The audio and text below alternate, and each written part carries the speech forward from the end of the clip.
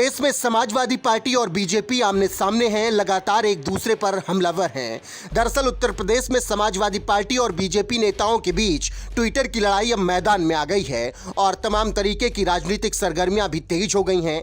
सबसे पहले रविवार को लखनऊ पुलिस ने सपा के मीडिया सेल के हेड मनीष जगन अग्रवाल को गिरफ्तार किया, तो उसके बाद अखिलेश यादव खुद पुलिस मुख्यालय पहुंचे और बीजेपी पर जमकर हमला बोला। साथ ही उन्होंने पुलिस पर भी अपनी जमकर भड़ास निकाली है। वहीं अब बीजेपी नेता ऋचा राजपूत पर भी एक्शन की तैयारी शुरू हो गई है, क्योंकि उन्होंने अखिलेश यादव की पत्नी डिंपल यादव पर अभद्र भाषा का प्रयोग किया। पहले सुनिए अखिलेश यादव ने किस तरीके से अपने मीडिया सेल के हेड मनीष जगन अग्रवाल की गिरफ्तारी पर भड़ास निकाली और पुलिस को कहा कि हम आपकी चाय नहीं पिएंगे, कहीं आप जहर न दे दें। आपने मंगाई हम मंगा लेंगे। ए विकास, अगर खुल गया हो कोई जगह खुल गई तो चाय लाना, बाहर से आने नहीं पिएंगे चाय।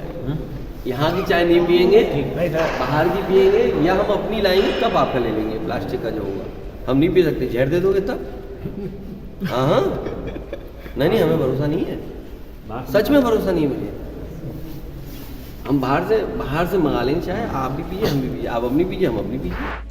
तो कुछ इस तरीके से अखिलेश यादव ने बीजेपी और पुलिस पर अपनी भड़ास निकाली है। वहीं अब इसके बाद बीजेपी के प्रदेश अध्यक्ष भूपेंद्र चौधरी भी एक्शन में आ गए हैं और उन्होंने ऋचा राजपूत पर कानूनी प्रक्रिया के तहत कार्रवाई करने की बात कह दी है। आपको बता दें कि उत्तर प्रदेश के बीजेपी अध्यक्ष भूपेंद्र चौधरी ने अपने बयान में कहा, ऋचा राजपूत पर भी कानून विवेचना कर रहा है और उसी के तहत कार्रवाई होगी। जो भी आईटी एक्ट के तहत कार्रवाई होनी चाहिए वो होगी। हालांकि अखिलेश यादव को अराजकता से बचना चाहिए। हम लगातार कानून के राज और विधि सम्मत कार्रवाई पर यकीन रखते हैं। अखिलेश यादव परिवारवाद से आगे नहीं बढ़ पाए, आगे कुछ भी कर लें, जनता साथ नहीं आएगी।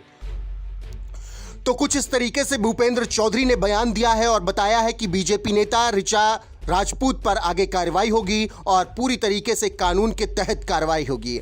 आपको बता दें कि ऋचा राजपूत ने अखिलेश यादव की पत्नी और मैनपुरी से सांसद डिंपल यादव पर अभद्र भाषा का प्रयोग किया और बहुत ही बेहुदा शब्द के प्रयोग किए, जिसके बाद उनके खिलाफ एफआईआर दर्ज हुई। वहीं इससे पहले समाजवादी पार्टी के मीडिया सेल के खिलाफ भी कुछ इसी तरीके की एफआईआर दर्ज हुई थी, जिसके बाद उन्हें गिरफ्तार कर लिया गया।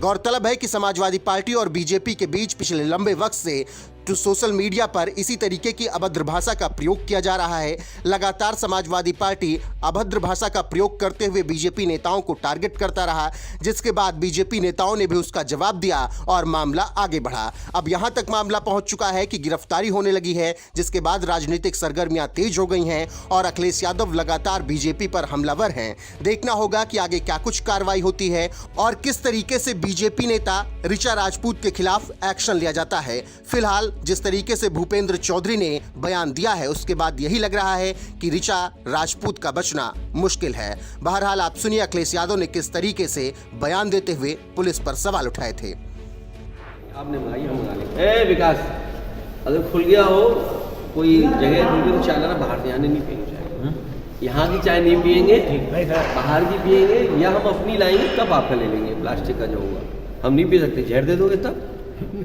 हाँ, नहीं हमें भरोसा नहीं है, सच में भरोसा नहीं है मुझे।